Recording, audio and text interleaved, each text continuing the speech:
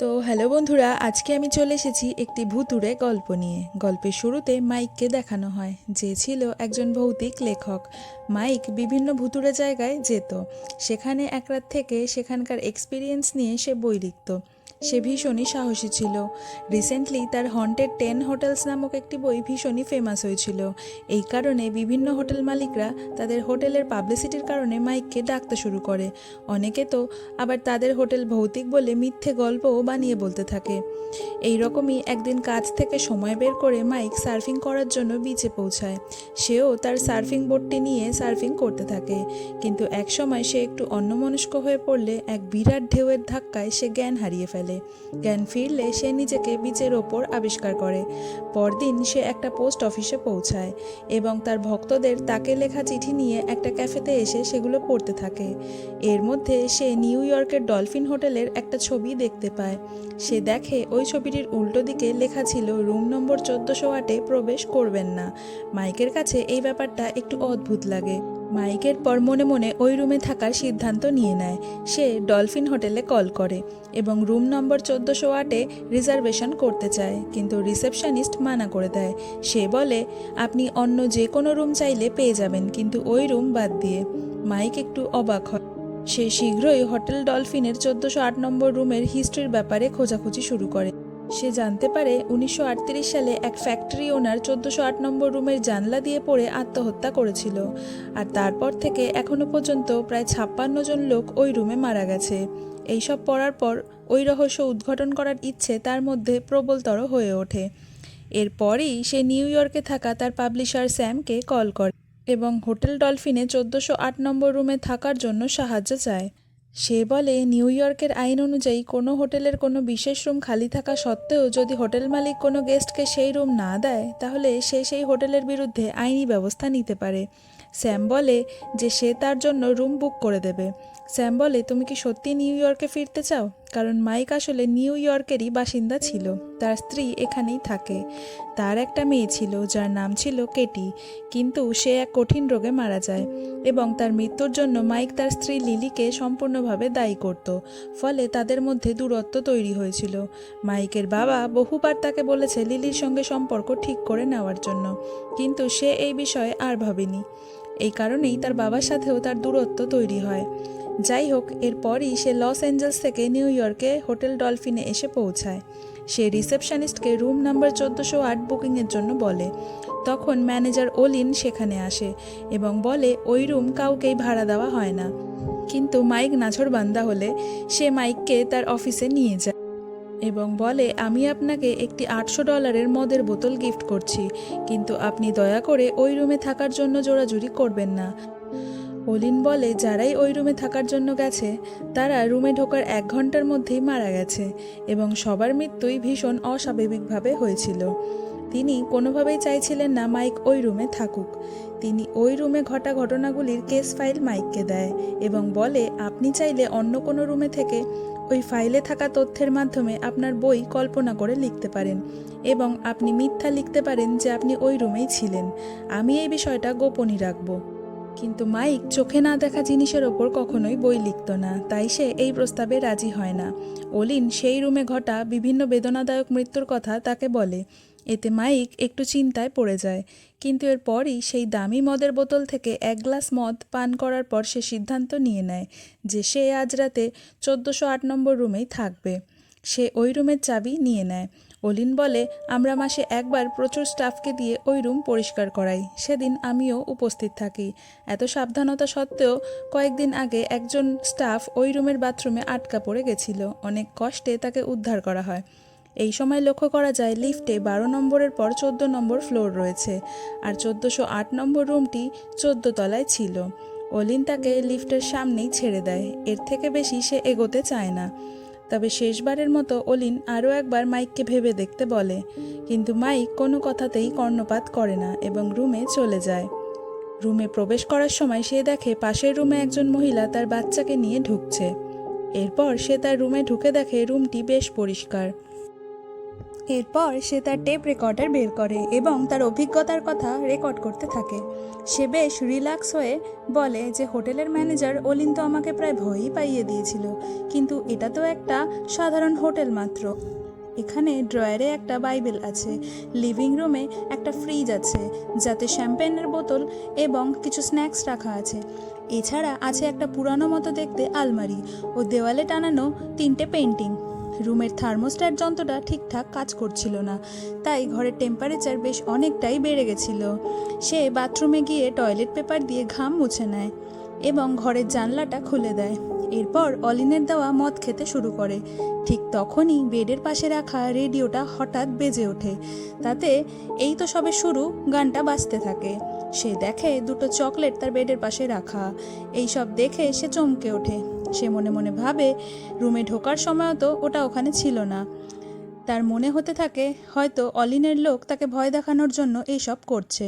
তাই সে রুমের চারিদিকে খোঁজাখুঁজি শুরু করে, তবে কোথাও কেউই ছিল না। এরপর সে দেখে টয়লেট পেপার আবার আগের মতোই পরিপাটি করে রাখা। সে ভাবে এটা কিভাবে সম্ভব, একটু আগেই তো সে সেই পেপার দিয়ে ঘাম মুছেছে। যাই হোক, এরপর ঘরের টেম্পারেচার আরও বেড়ে গেলে সে রুম সার্ভিসে কল করে থার্মোস্ট্যাট ডিভাইসটি রিপেয়ারের কথা বলে। এরপর সে রুমের সব আলো বন্ধ করে একটা আল্ট্রাভায়োলেট লাইটের মাধ্যমে ঘরের কোণা কোণা দেখতে থাকে। ঘরটি পরিষ্কার পরিচ্ছন্ন রাখা হলেও এই আলোতে ঘরের প্রতিটা জায়গায় আগের থাকতে আসা মানুষদের রক্তের দাগ ছড়িয়ে ছিটিয়ে ছিল। কত মানুষেরই নির্মম মৃত্যুর সাক্ষী এই ঘর আর এই দাগগুলি। এইসব সে রেকর্ড করতে থাকে। তখনই দরজায় ঠক ঠক আওয়াজ শুনে সে চমকে গিয়ে দরজা খুলে দেখে মেকানিক এসেছে, কিন্তু ভয়তে সে ভেতরে আসে না। বাইরে থেকেই মাইককে বলে দেয় যে ঠিক কী করতে হবে। যাই হোক, মাইক অবশেষে তার কথা মতো যন্ত্রটি ঠিক করে ফেলে। এবার সে যেই পিছন ফিরে ধন্যবাদ বলতে যায়, দেখে লোকটি দ্রুত চলে গেছে। সে আবার বিছানায় গিয়ে বসে এবং হঠাৎই আবারও রেডিওটি বেজে ওঠে। সে রেগে সেটি বন্ধ করে দিলেও এবার 60 মিনিটের একটি কাউন্টডাউন শুরু হয়ে যায়। মাইক বিরক্ত হয়ে জানলায় গিয়ে দাঁড়ায়, কিন্তু তখনই জানলাটা তার হাতের ওপর এসে পড়ে। সে যন্ত্রণায় ছটফট করতে করতে বেসিনে যায় ঠান্ডা জলে হাতটি রাখলে একটু ভালো লাগবে তাই। কিন্তু এ কি, বেসিনের ঠান্ডা জল হঠাৎই গরম জলে পরিবর্তিত হয়ে যায়। মাইক যন্ত্রণায় চিৎকার করে ওঠে। প্রচণ্ড রেগে সে কলটি বন্ধ করে হাতে রুমাল জড়িয়ে নেয়। তখনই টেলিফোন বেজে ওঠে। কল রিসিভ করতেই ওপার থেকে কেউ একজন বলে ওঠে তার খাবারের অর্ডার রেডি, যেটা কিছুক্ষণের মধ্যেই পাঠানো হবে। এটা শুনে তো মাইক অবাক হয়ে যায়, কারণ সে তো কোনো খাবার অর্ডারই করেনি। অবশেষে মাইক তাকে বলে, আমি এখনই এক্সিট করতে চাই, আমার হাত ভীষণভাবে জখম। কিন্তু ফোনের ওপারে থাকা ব্যক্তিটি যেন তার কোনো কথাই শুনতে পাচ্ছিল না এবং ফোনটা কেটে দেয়। সে তার কাছে থাকা চাবি দিয়ে দরজাটি খোলার চেষ্টা করে, কিন্তু দরজাটি খোলে না। চাবিটি ভেঙে কি হোলের ভেতরেই আটকে যায়। সে হন্তদন্ত হয়ে জানলার কাছে যায়। সে দেখে সামনের বিল্ডিংয়ের জানলায় একজন বসে আছে। সে ইশারায় তাকে সাহায্যের জন্য বলে, কিন্তু সেই ব্যক্তিটি উল্টো তাকেই নকল করতে থাকে। মাইক হাতে একটি ল্যাম্প নিয়ে মুখের সামনে ধরলে সেই ব্যক্তিটিরও চেহারা দেখা যায়। সে যা দেখে তাতে তো বিস্ময়ের সীমা থাকে না। এটা তো ছিল তারই প্রতিচ্ছবি। হঠাৎই মাইক দেখে এক ব্যক্তি তার প্রতিচ্ছবির পেছনে হাতুড়ি হাতে এসে তাকে বাড়ি মারে। এটা দেখে মাইক পিছন ফিরে দেখে সেই একই ব্যক্তি তার ওপরও আক্রমণ করে বসে, কিন্তু পরক্ষণেই সে অদৃশ্য হয়ে যায়। মাইক এবার সাহায্যের আশায় একটি ল্যাম্প জানলা দিয়ে নিচে ফেলে দেয়, কিন্তু আশ্চর্যজনকভাবে সেই ল্যাম্পটি মাটিতে পড়ার আগেই বাতাসে মিলিয়ে যায়। হঠাৎই তার কানে তার মৃত মেয়ের গলা ভেসে ওঠে। সে ভাবে হয়তো সেই মদ এবং চকলেট খাওয়ার কারণে তার হ্যালুসিনেশন হচ্ছে। এগুলি নিশ্চয়ই অলিনের প্ল্যান। সেই সময় তার পরিবারের সঙ্গে কাটানো মুহূর্ত সেই রুমে থাকা টিভিতে ভেসে ওঠে। সে এটা দেখেই ইমোশনাল হয়ে পড়ে। পরের মুহূর্তেই জানলার দিকে চেয়ে দেখে একজন ব্যক্তি এবং তারপর একজন মহিলা জানলা দিয়ে বাইরে লাফ দেয়। এই রকম অবিশ্বাস্য ঘটনা তার সাথে ঘটতে থাকে। কখনো সে তার বাবাকে হুইল চেয়ারে বসে থাকতে দেখে, কখনো আবার দেওয়ালে ফাটল থেকে রক্ত বেরিয়ে আসতে দেখে। তার মনে হয় সে হয়তো দুঃস্বপ্নে রয়েছে, কারণ এইসব ঘটনা বাস্তবে ঘটা প্রায় অসম্ভব। মাইক ভাবে সে যেহেতু স্বপ্নে রয়েছে তাই সে সব কিছুই করতে পারে, এতে তার কোনো ক্ষতিই হবে না। সে দরজায় থাকা হোটেলের ম্যাপ অনুযায়ী জানলা দিয়ে পাশের ঘরে যাওয়ার প্ল্যান করে। মাইক সাহস করে ধীরে ধীরে দেওয়াল ধরে পাশের জানলার দিকে এগোতে থাকে। তবে দেখে সেই দেওয়ালে 1408 নম্বর রুমের জানলা ছাড়া আর কোনো জানলাই নেই। সে তো হতবাক হয়ে যায়। কোনো রকমে নিজেকে শান্ত করে আবার 1408 নম্বর রুমেই চলে আসে। এরপর দরজায় লাগানো ম্যাপটি আবার দেখলে সে ম্যাপে শুধু 1408 নম্বর রুমটি দেখতে পায় এবং প্রতিটি জানলা এবং দরজা মুহূর্তের মধ্যেই মজবুত দেওয়াল দিয়ে ঘিরে যেতে দেখা যায়।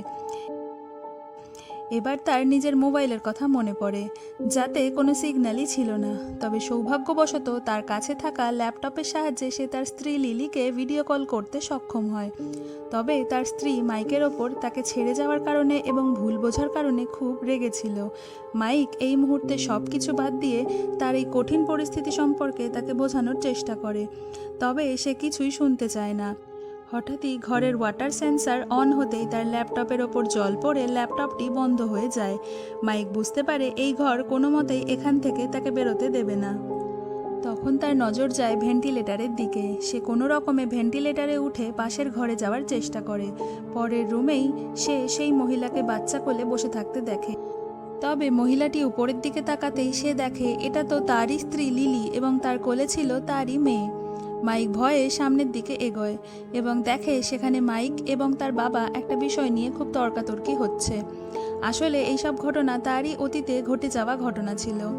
এরপর সে আরও সামনে এগোতেই একটা বহু পুরানো লাশ পড়ে থাকতে দেখে, যেটা তখন জেগে ওঠে এবং তার পিছু নিয়ে তার পা টেনে ধরে। সে কোনো ক্রমে তার হাত থেকে নিজেকে ছাড়িয়ে 1408 নম্বর রুমে আবার ফিরে আসে। সে ভীষণই ভয় পেয়ে গেছিল। নিজেকে শান্ত করার জন্য সে ফ্রিজ থেকে মদ খেতে যায়, কিন্তু দেখে সেখানে হোটেল ম্যানেজার অলিন বলে, তুমি কি এখনও বলবে ঈশ্বর বা ভূত কোনোটাই নেই? এই কথা শুনে মাইক প্রচণ্ড রেগে যায় এবং গালমন্দ করতে থাকে, কারণ সে এতদিন ঈশ্বর এবং ভূত কোনো কিছুতেই বিশ্বাস করতো না। সে ছিল নাস্তিক, কিন্তু আসলে সে ফ্রিজটাকেই বকাবকি করছিল। এর কিছুক্ষণের মধ্যেই ঘরের টেম্পারেচার মাইনাসে চলে যায়। সে শীতের হাত থেকে বাঁচতে বিছানার চাদর গায়ে জড়িয়ে সোফার এক কোণে বসে পড়ে এবং টুকিটাকি জিনিসপত্র একত্রিত করে আগুন জ্বালিয়ে নিজেকে গরম রাখার চেষ্টা করে। তখনই তার ল্যাপটপ আবার অন হয়ে যায়। লিলি তখনও ভিডিও কলে ছিল। মাইক এটা দেখে ভীষণ খুশি হয়ে যায়। সে তাকে পুলিশকে খবর দিতে বলে। লিলি বলে, আমি তো পুলিশকে পাঠিয়েছিলাম, কিন্তু সেই রুমে তো কেউই ছিল না। এটা শুনে মাইক ভীষণ ভেঙে পড়ে। সে বুঝতে পারে এই রুম তাকে এখান থেকে বেরোতে দিতে চায় না। এবার হঠাৎই ল্যাপটপে মাইকের ছবি নিজে থেকে লিলির সাথে কথা বলতে শুরু করে। সেই ছবি লিলিকে এখানে আসতে বলে। মাইক বুঝতে পারে এই রুম এরপর লিলিকে তার শিকার বানাতে চায়। তাই মাইক ল্যাপটপ বন্ধ করে দিতে চায়, কিন্তু কিছুতেই তা বন্ধ হচ্ছিল না। এবার সে ল্যাপটপ ধরে আছাড় মারে। এরপর সে দেখে দেওয়ালে টানানো সেই সামুদ্রিক পেন্টিংটা জীবিত হয়ে উঠেছে। মাইক বিরক্ত হয়ে সেই পেন্টিংয়ে আঘাত করলে জল প্রচণ্ড গতিতে সেই রুমে ঢুকতে শুরু করে। মাইক সেই জলে ভেসে যায়। এবার তার জ্ঞান ফিরলে সে দেখে যে সে সমুদ্রের তীরে পড়ে আছে। সেখানের লোকেরা তাকে হসপিটালে নিয়ে যায়। এরপর লিলি সেখানে তার সাথে দেখা করতে আসে। মাইক তাকে দেখে তো ভীষণ খুশি হয়ে যায় এবং তার সাথে ঘটে যাওয়া ডলফিন হোটেলের 1408 নম্বর রুমের অভিজ্ঞতার কথা বললে লিলি তো ভীষণই অবাক হয়ে যায়। সে এটাও বলে যে মাইকের সঙ্গে তো তার এর মধ্যে ভিডিও কলে কোনো কথাই হয়নি। মাইক বুঝতে পারে না কোনটা সত্যি আর কোনটা মিথ্যা। লিলি এটাও বলে তার তো একটা অ্যাক্সিডেন্ট হয়েছিল, সেই জন্যই সে এখন হসপিটালে ভর্তি। সেভাবে হয়তো হসপিটালে থাকাকালীন স্বপ্নের মধ্যে সে ইতিপূর্বের ঘটনাগুলি অনুভব করেছে। এরপর তার লিলির সঙ্গে সম্পর্ক ভালো হয়ে যায় এবং তার বাবার সঙ্গেও সম্পর্ক ঠিক করে নেয়। কিন্তু রুম নম্বর 1408-এ দেখা ঘটনাগুলি তাকে দুঃস্বপ্নের মতো তাড়া করে বেড়াচ্ছিল। তাই লিলি তাকে বলে এই ঘটনাগুলি মাইক যেন তার লেখনীর মাধ্যমে পাবলিশ করে। মাইক সেই মতো সমস্ত ঘটনা লিখে বুক পাবলিশারকে পাঠানোর জন্য পোস্ট অফিসে যায়। সেখানে গেলে সে দেখে পোস্ট অফিসে কনস্ট্রাকশনের কাজ চলছে এবং সে দেখে যারা কাজ করছে সবাই ডলফিন হোটেলের কর্মচারী। মাইকের বিস্ময়ের সীমা থাকে না। ঠিক তখনই ওয়ার্কাররা পোস্ট অফিস ভাঙতে শুরু করে। এটা তো সেই চেনা রুম মনে হচ্ছে। মাইক দেখে এটা সেই 1408 নম্বর রুমটি। এর মানে সে এখনও ওই রুমেই বন্দি রয়েছে, আর এতক্ষণ তার সঙ্গে যা ঘটছিল তা হ্যালুসিনেশন ছাড়া আর কিছুই নয়। তার লিলি এবং বাবার সঙ্গে কাটানো সুন্দর মুহূর্তগুলি মনে পড়ে। তখন সে তার মেয়েকে দেখতে পায়। সে মাইককে তার কাছে ডাকছিল। মাইক ছুটতে গিয়ে তাকে জড়িয়ে ধরলে সে তার কোলেই মারা যায় এবং ভস্মে পরিণত হয়। মাইক কান্নায় ভেঙে পড়ে। এবার সে দেখে 1 ঘন্টা পূরণ হয়েছে। মাইক বুঝতে পারে এই রুম তার ভিকটিমদের সাথে ঘটে যাওয়া সমস্ত দুঃখজনক ঘটনা রিক্রিয়েট করে এবং তাকে অপরাধবোধে পরিপূর্ণ করে এতটাই বিধ্বস্ত করে দেয় যে সে অবশেষে আত্মহত্যা করে বসে। তাছাড়া তার কাছে আর কোনো পথ থাকে না। তখনই রুম সার্ভিসের একটা কল আসে এবং বলা হয় তোমার কাছে 2টো অপশান আছে। প্রথমত আরও 1 ঘন্টা কাটিয়ে সাফার করা, আর দ্বিতীয়ত স্পেশাল এক্সিট নিয়ে বেরিয়ে যাওয়া। মাইক বুঝতে পারে এখানে স্পেশাল এক্সিট বলতে আত্মহত্যা করে চিরতরে বিদায় নেওয়ার কথা বলেছে। মাইক দ্বিতীয় অপশানটাই চুজ করে। এবার অটোমেটিক্যালি বেডরুমে একটা ফাঁসির দড়ি ঝুলতে থাকে। মাইক ভাবে সে স্পেশাল এক্সিট নেবে ঠিকই, কিন্তু নিজের স্টাইলে। সে স্বার্থপরের মতো বেঁচেছে ঠিকই, কিন্তু সে স্বার্থপরের মতো মরবে না। তাই মদের বোতলে একটা কাপড় ঢুকিয়ে তাতে আগুন লাগিয়ে দেওয়ালে ছুঁড়ে মারে। ফলে সারা ঘরে আগুন লেগে যায়। এমার্জেন্সি অ্যালার্ম বাজতে শুরু করে। সবাই হোটেল থেকে বাইরে বেরোনোর জন্য ছোটাছুটি শুরু করে দেয়। ঘরে ওয়াটার সেন্সার থেকে জল বেরিয়ে রুমটি যেন নিজেই নিজেকে বাঁচানোর চেষ্টা করতে থাকে। মাইক বলে আর কোনো লাভ নেই। এদিকে লিলি মাইকের খোঁজে হোটেলে এসে পৌঁছায়। পুলিশদের বলে আমার স্বামী ওপরের রুমে আছে, দয়া করে সাহায্য করুন। তখনই 1408 নম্বর রুমে একটা বড় বিস্ফোরণ হয়। মাইক হাসতে থাকে, কারণ সে অবশেষে রুমটি ধ্বংস করতে সক্ষম হয়েছে। এবার পুড়ে মাইক মারা যায় এবং সেখানে থাকা আত্মারা মুক্তি পায়। মাইকের শেষ ক্রিয়া দেখানো হয়, যেখানে মিস্টার ওলিন এসে লিলিকে একটা বক্স দেয়, যাতে মাইকের কিছু শেষ স্মৃতি ছিল। কিন্তু লিলি মানসিকভাবে ভীষণই বিপর্যস্ত থাকায় এসব আর নিতে চায় না।